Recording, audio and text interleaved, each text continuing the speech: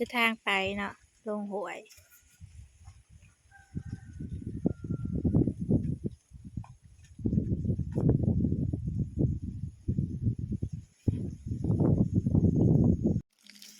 พอละแนงหนึ่งพี่น้องสบายดีพี่น้องมา3 คนคือเก่า3 สาวสาลินสายิงสาเอิญคือเก่า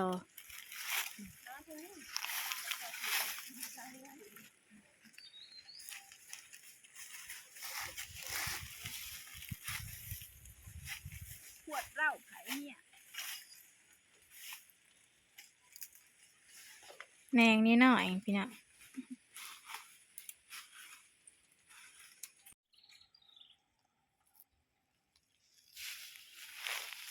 หาน้ำใหม่ยามแรงทุกคนเลยอึด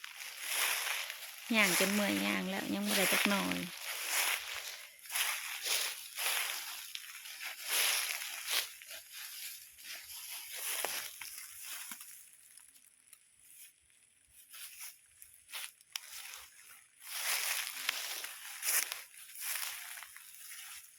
เรื่องเสียง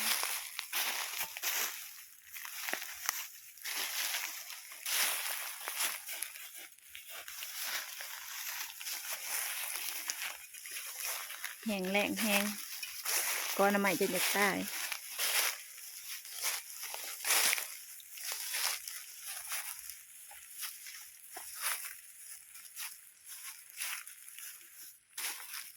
แจ็คสิพอแกงหรือบ่ทุกคนเลย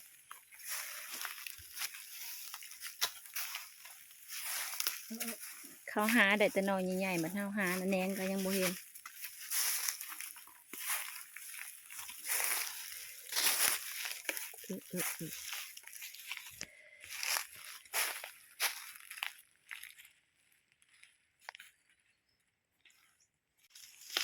เห็นอีกหน่อยหนึ่งนะพี่น้องให้สลินซับอีกคือเก่าเพราะเขาเป็นมือกล่องดอกอยู่บ้างรับตัวเขา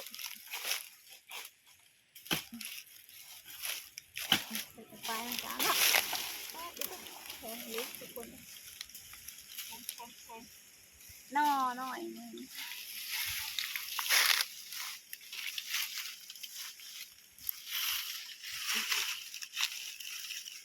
เห็นอีกกระตูดหนึ่งให้ดีแล้วทุกคนกระตุกนึงโอ้ยบ่อนชอบกระสีแบบนี้แล้วโอ้ยมันเหนื่อยมันเราจะตายนะทุกคนครับเดี๋ยวก็ให้จะไปเอาขังนั่นแบบจอดขังนั่นขีดอันนี้เนาะมดชับกันเขายิงอะไรบ่เดี๋ยวจะโดนเสียน้ำกันคอยส่วนหน้าก็ได้โอ้ยขับไปแล้วไปทำไมไปแล้วทุกคนน้ำมันยำแรงเลยซ้ำนี่ก็ดีใจแล้วนอนี่เจ้ายิงเห็นนอข้าวเพิ่นว่าหน่อข้าวหน่อนั่งดินพี่น้องทุกคนเอาทุกคนหน่อเดียวกับ2 คนได้ทุกคนเลยดีใจเลยหาน้ำมันยำแรงเผื่อจะเห็นได้ทุกคนหาหน่อยอยู่เนาะใส่กันนะไม่ใช่มา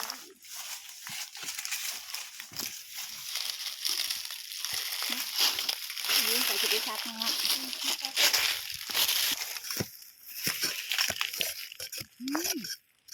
มันแรงๆทุกคนได้สักก็ดีใจแห้งแหละป้าตะแกคุนี่เสียงซับสิแกงไหนอยู่บ่ทุกคนจักว่างได้ไม่เห็นหงนานที่ได้แล้ว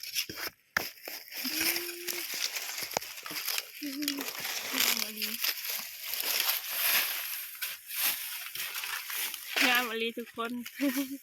สมัยยามนี้เมื่อแหละทุกคนหาน้ำใหม่ก็บ่ได้ เมื่อยย่างแล้ว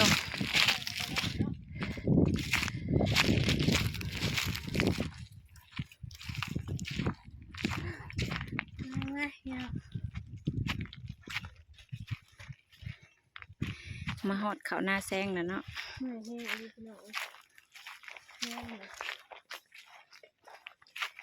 อันนี้กับบอลเสาลินมาปลูกมันลองไผ่สอดเด้อเสายิงเสาเอิญมีไผ่ได้ขวบ เป็นมันนะ ขวบ สดเป็นมันนะ ผู้เตี้ยในชีวิตอยู่บ่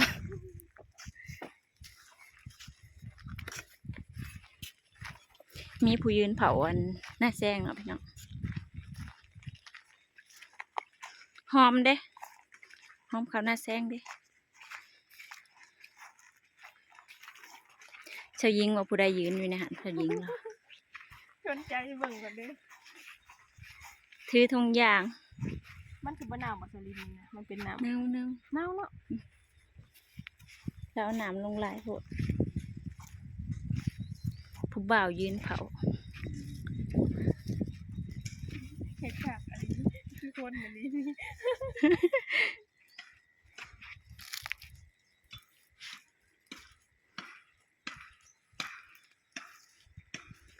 หุ่นไหลกากางแขนก็เพราะเราแพนกลับมา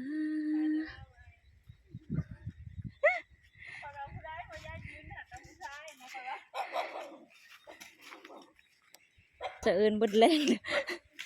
จะเอินบดแดงแล้วจะเอินบ่เคยย่างไกลทุกคน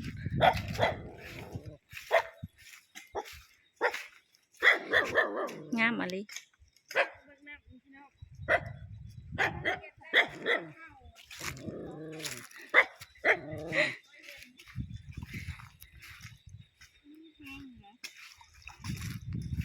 สุรเซลลทุกคน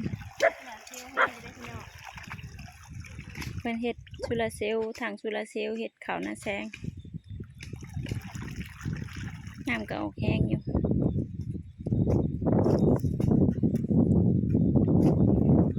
เมื่อไรทุกคนเลยหาน้ำมันก็บ่ได้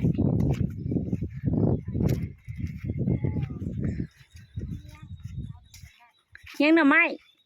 โอ้ย ตื่นเด้ ระวังเป็นมันเด้อคอยพอเลยได้เธอหนึ่งเออ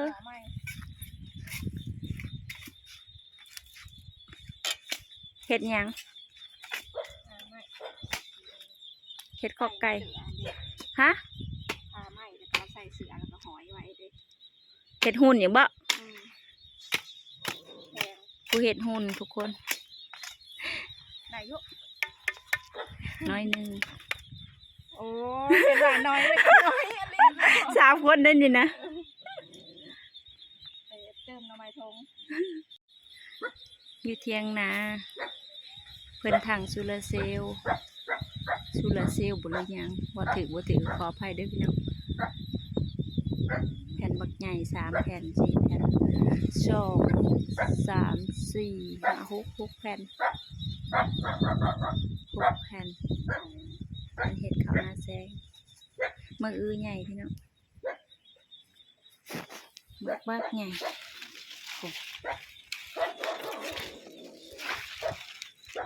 ใหญ่อะไรพี่น้อง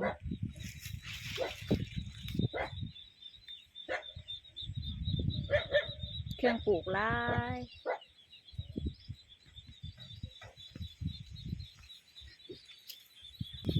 เศรษฐกิจพอเพียงมาน้อย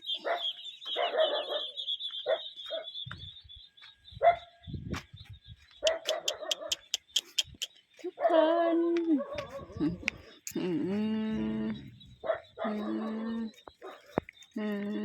ลายลิ2 4 6หิวข่าวบ่อะไรหิวข่าววะลูก บ่ตาแพงพี่น้อง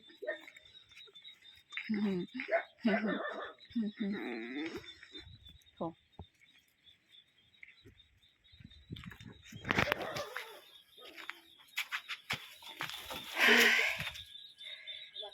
เป็นอะไรสาวสาวสองสาว เหนื่อยแฮง มือ แม่กินน้ำเคียง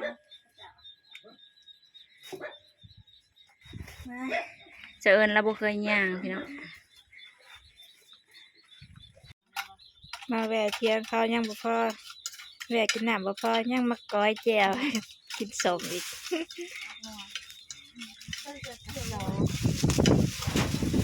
มันก็ซอพี่น้อง ตกปี๊ดเลยแม่น่ะเอาตัวนี้ก็ได้จีบได้ทุ่งนี้จีบได้ไหมจีบคน สาลินกินสมกับสายิงสมม่วงกับซอ เมื่อบ้านเมื่อ อยากไปน้ำกินไปน้ำ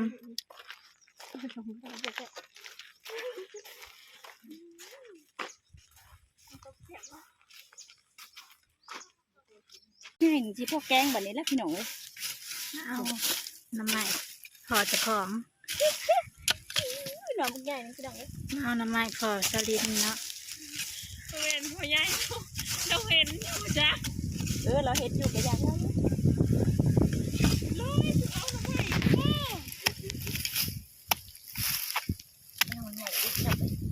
อันนี้น้ำไม้เนี่ยจะใบหวานใบหวาน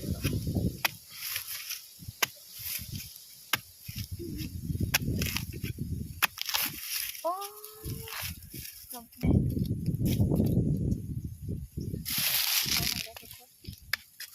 เจ๊งานวันระหว่างไม่ใช่ยัง ตาแล้วเขานั่นเด้เสียวกัน เจ๊แล้วก็บ้านตาย แม่นบ่ อยู่ในกระดูก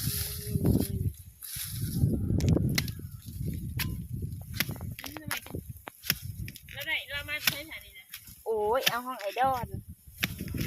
เอาให้ไอดอนน้อยๆคันนิ้วมือเลยแหละ เขาตะกี้หันนั้นมันตายไงมันถูกเป็นเจ้าหา อันนี้ก็เป็นเทียงของพอสลินได้น้อยหนึ่งน้ำมันยำแรงอยากอึดในจักหน่อยเพิ่นนอนไข่บ่สำบาย2-3 มื้อแล้ว วันนั้นละตุ้ยหวานบ่หา เออ ได้หลายอ๋อ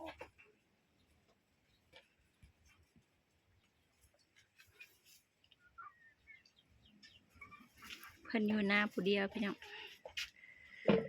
ให้ขึ้นอยู่บ้านก็บ่อยากขึ้น อย่างนี้ว่าซั่นอ๋อฝนว่าซั่นตก อยู่ผู้เดียวหนึ่งเขากินเองสลินส่งแต่แนวกิน แล้ว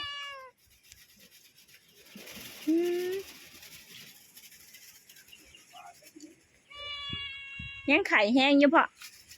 ยังไข่แห้งอยู่ ไข่ละมันปวดไล่ให้แล่นไล่แหล่แอวเจ็บแอวเอ็ด อื นี่ ม แล้วทับแหล่ เล่นแต่น้ำแหวะอะไรง่ายเลยทุกคนได้ลายตึก ก่อนยังไงกันชลินแล้วมาหลักอันใหม่โผล่แล้ว หาบ่ได้ทุกคนมาหลักอนามัยเท่าพ่อแต่นมพอแกงได้สำนี้เนาะเครื่องหมอเพื่อนพอแกงแล้ว คือเหมือนอื้อ แต่ว่าหลายเติบทุกคนแกงแซ่บผักขาแซ่บๆปากเมื่อตอนนี้ก็ฮอดเฮือนซาลินแล้วเนาะเนี่ยกำลังปอกหน้ำไม้ชาวยิง มาเด้อบอกมาใหม่ได้คุณแม่เมื่อยแห้ง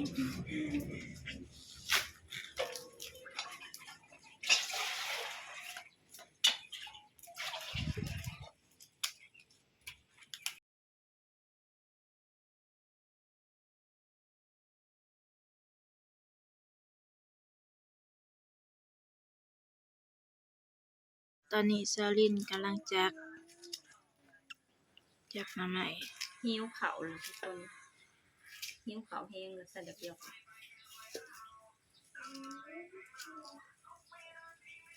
ครั้งแรกของปีได้ทุกคนจะทันได้กินน้ำใหม่สุดจ้ะคิดเถื่อปีนี้จากว่าตอนเนี้ยพวกนี้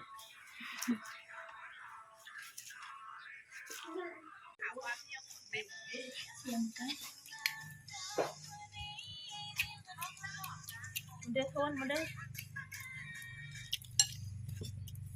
ร้านมันใช่ไหม ยังบ่มากินยัง ทายกล่องแน่สยิง โอ้วิโว สบายดีมาเด้อพี่น้องไปกินข้าวแซ่บๆ เท่าไรก่อน เพียงสติตอนน้องพี่น้องพอกันคลิปหนาบ๊ายบาย บ๊ายบาย